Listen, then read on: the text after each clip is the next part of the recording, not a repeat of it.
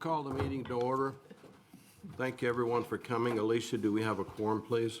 Yes, sir. Councilmember Contreras is present. Councilmember Van Zant is absent. Councilmember Runenbaum is present. Mayor Moss is present. Councilmember Young is present, and Councilmember Crummell is present. Thank you. Would you all join me, please, a moment of silence?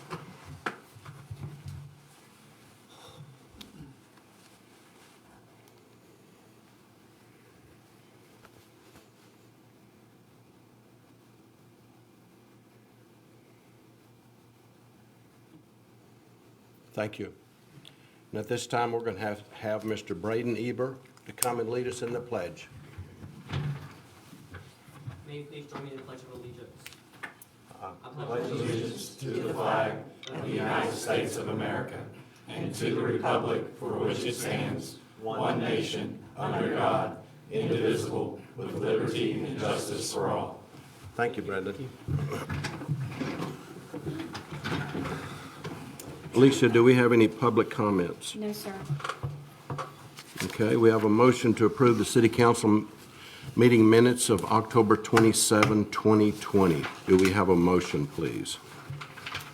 I'll make a motion that we approve the city council minutes from October 27th. Second. Any other questions or discussion? All in favor? Thank you. Item number 1, discussion only. Hear a presentation from the Half and Associates, the engineer for the Fort Worth Water Project on updated project cost. Ben, you're up. Thanks for coming. Thanks, Mayor, Council, staff, Ryan. My name's Ben McGahey. I serve as the Operations Manager for Half Associates Fort Worth office. And our firm is responsible for the design of the pipelines that's going to bring wholesale water from the city of Fort Worth. There's two pipelines. There's one pipeline that brings it to the city of Willow Park, and there's going to be one that brings water to the city of Hudson Oaks. We're also responsible for the design of the metering stations, the pump stations, and the ground storage tanks. So that's our firm. That's our project that we're currently working on for you guys. Here with me tonight is Preston Dillard. He's our project manager for the project. We've got Frank Crum also.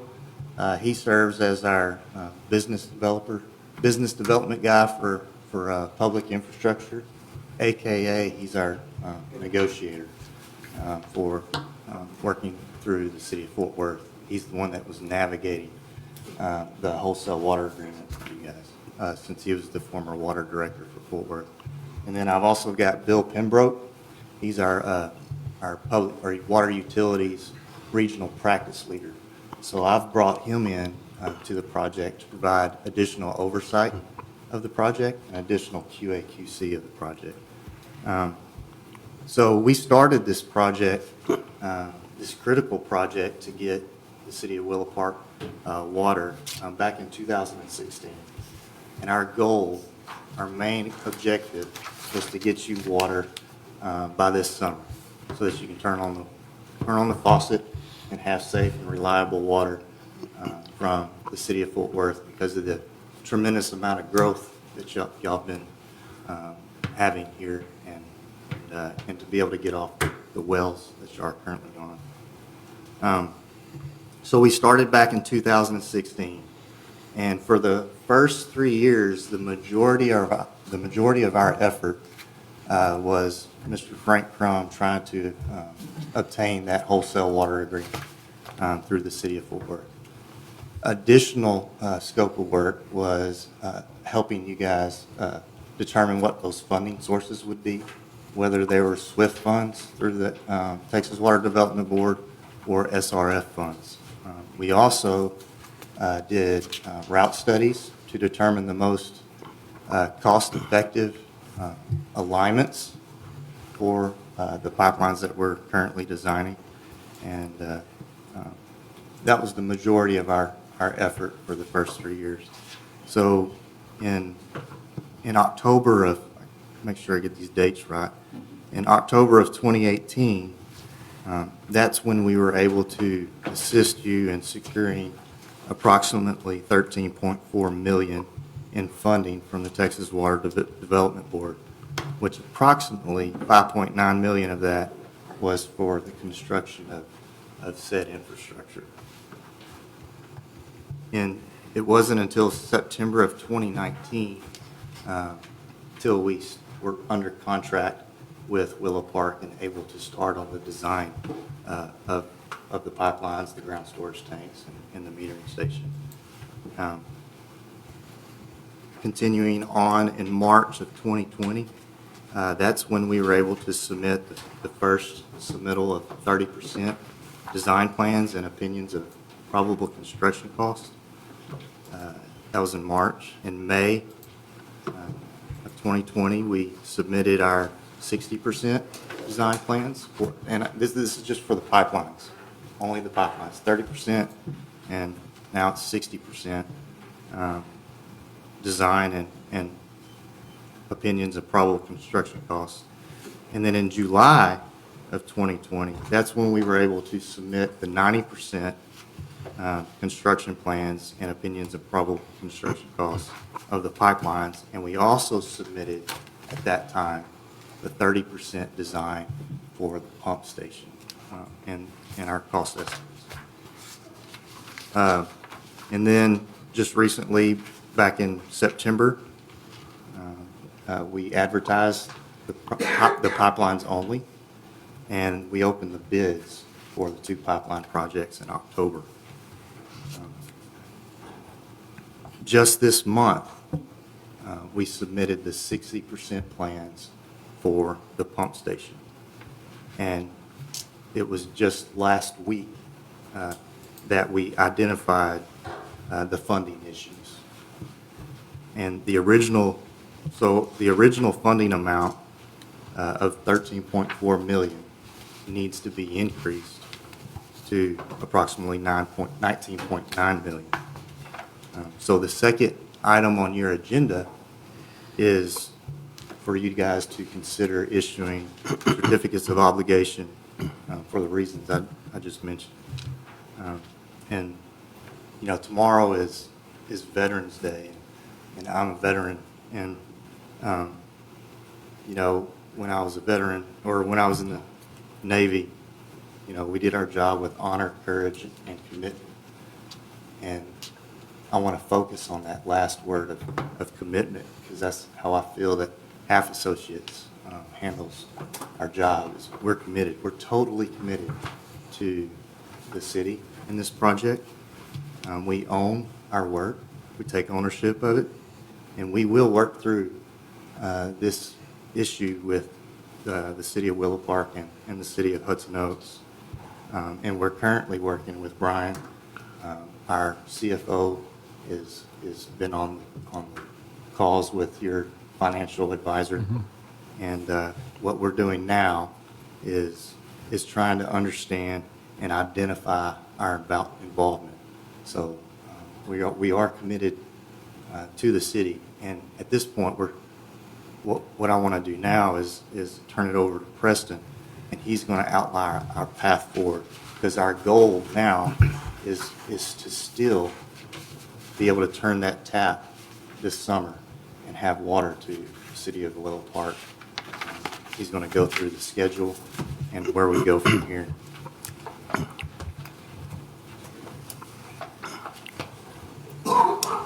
Thanks, Ben. Again, my name is Preston Dillard with Half Associates. It's an honor to be here, Mayor, council members, and staff. Mayor, I do have some notes, but only one page for us, so I'm trying to make this quick. Just to kind of reinforce some of the things that Ben mentioned. As a reminder, you know, this project, this significant project to get water from Fort Worth to the Sioux cities, really involves 3 major project components. First off, the Fort Worth to Willow Park pipeline, and then the pump station project that includes both meter stations, both at the El Chico site and at the Ranch Oaks site in Hudson Oaks. And then the third pipeline that takes water from the pump station on over to Hudson Oaks. So if I could break those down by individual pieces there. As Ben mentioned, we have received bids now on the first project, the Fort Worth to Willow Park Pipeline. Those were received on October 15th.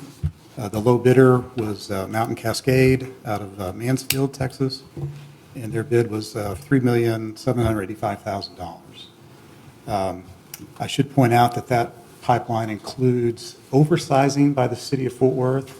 As the pipeline travels from Farmer Road through their ETJ, they've decided to oversize the pipeline to serve future development within their ETJ, and so they'll be contributing a little over $700,000 to pay for that oversizing cost.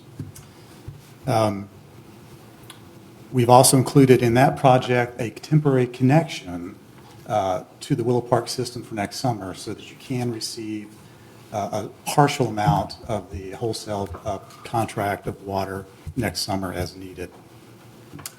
So current status, we're working to finalize the bonds and the agreement with the contractor for council approval. And then once that's taken care of, it needs to be submitted to the Water Development Board for their review and approval. We do have some remaining easements that we need to obtain that are necessary for the pipeline construction. And then ultimately, we need to get the full approval from Water Development Board to proceed with the construction. Then secondly, on the pump station project, and again, that includes the pump station, ground storage tank, Fort Worth meter station at the El Chico site, and then the Hudson Oaks meter station at their Ranch Oaks site. As Ben mentioned, we just submitted the 60% milestone design package for QC by the three cities, Willow Park staff, Hudson Oaks staff, and Fort Worth staff. So we're asking for comments for those in 2 weeks. Once those are received, we'll address those comments and then proceed towards 90% design, which will be the next opportunity for the three cities to review those plans. That's scheduled to happen towards the end of December when we issue those for review. Our current OPC for that project is $6.5 million, and that's based on what we've designed so far at 60%. And then, of course, we'll be continue to work on that 90% set as we go forward. Then on the third component, once again, bids have been received, as been mentioned, on that pipeline project as well. Those came in on October 22nd. The low bidder was Wildstone Construction out of Fort Worth. Their bid was a little over $3.6 million. And so on that project, similar to the other pipeline project, we're also working on finalizing the bonds and the agreement for the contractor to be finalized by the city and then executed. And then, of course, get those documents into the Water Development Board for their approval on that project as well. And just to give you a quick update on the schedule then, as been mentioned, that's been a big driver for the project from the inception. So if we're currently looking at an approximate time of notice proceed by mid-January of next year, the construction contract for the pipeline does have a 180-day schedule in it, 6 months. So that would put us at mid-July for a finishing date. I'm going to talk a little bit more about that in a moment. For the pump station project, as mentioned, we'd go to 90% design there at the end of December. Based on the 2 review steps that we need to go through with the Water Development Board, and then obviously conducting the bid for that project, we're looking at starting that construction in June of 2021, and we're currently allotting or estimating a 240-day construction time for that. It's going to be a little bit more complex to do the pump station than it would the linear pipeline project. So that would be a completion of approximately February of 2022. And then on the third pipeline piece, similar schedule to the other pipeline, we'd be looking at starting in mid-January, the same 180 days of construction time, and that would be completion in mid-July. I did want to touch upon some schedule influences and impacts, because obviously we can't control every aspect of the schedule. I should mention that the weather would play a role here. Particularly on those pipelines in the spring, if it happens to be a bit drier, Potentially, that would speed up the project. If Mother Nature sends a deluge, that might be good for the summer water supply and the aquifers, but that could potentially delay the contractor. Obviously, in their bids, they have configured it so that they can meet that 180-day schedule, but even they can't, obviously control the weather. And then, of course, with getting the cheap financing, the very inexpensive financing from the Water Development Board, that comes with a number of requirements. So that's another schedule impact for us. I think, as mentioned, we have to get the executed contract documents approved by the Water Development Board.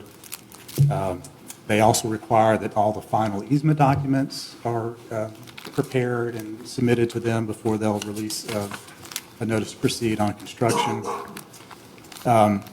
With the discovery of this cost overrun and the need for additional funding, that also has a hook into the Water Development Board requirements. Their policy is that they won't release portions of a project unless they know that the full project can be constructed, that there's sufficient funds for the whole thing, because there's certainly components of the project that if we didn't have all three pieces, they wouldn't work or they wouldn't function on their own. So at least for portions of the future notice to proceed from the Water Development Board, they're going to want to see that there is full funding in place. And then, of course, on the pump station side, the middle piece, we still have those review steps to go through. Last but not least, there's still one interaction with Fort Worth that I don't think will impact the schedule, but I'll go ahead and list that tonight. The last step from them is actually a letter that officially commits them to the oversizing. We've been coordinating that with Fort Worth staff. This has already been approved by their council. They simply wanted to wait until they received the finalized easement documents before they issued that letter. That just happened a few days ago, so we anticipate getting that letter any day now. So again, I went through that pretty quickly, but that's kind of where we're at currently, and we'd certainly entertain any questions you may have about any of this information or other items. So walk me through this this goes back 5 or 6 years when you started with Hudson Oaks. So how was HAF identified as the prime contractor on this? Remind me how that all happened? So, as part of the Water Development Board, we had to go through procurement. And we did procurement on April of 2018. We did RFQ for professional services, including the engineering. We had one engineering firm submit the qualifications. It was HAF and Associates. And on June 12th, 2018, council approved HAF and Associates, Hilltop Securities, who Eric Maha is with, and Norton Rose Fulbright for professional services. Was there a price proposal for the full contract part of that bid ever? A Or was it price- just for services there? This is just for services. Okay. So when you do an RFQ, you're talking about what their total. engineering fees would be, Or was it just engineering fee, or was it the full, 19.5 million now we're at? No, it was that. Or would- 13.5. That would have just been a list of their qualifications. Gotcha, okay. Any other questions? I do have one question. So if my notes serve me right, so from October 2018, what we went for was $13.4 million to the Texas Water Development Board. And then now we're looking at it from September, October of this year, $19.9 million, which is about $6.5 million short. What is that gap right there between the two? What is that? It's a combination of things. I think the biggest change from 2018 till now has been the evolution, if you will, of the pump station component of the project. Those three legs of the tripod there.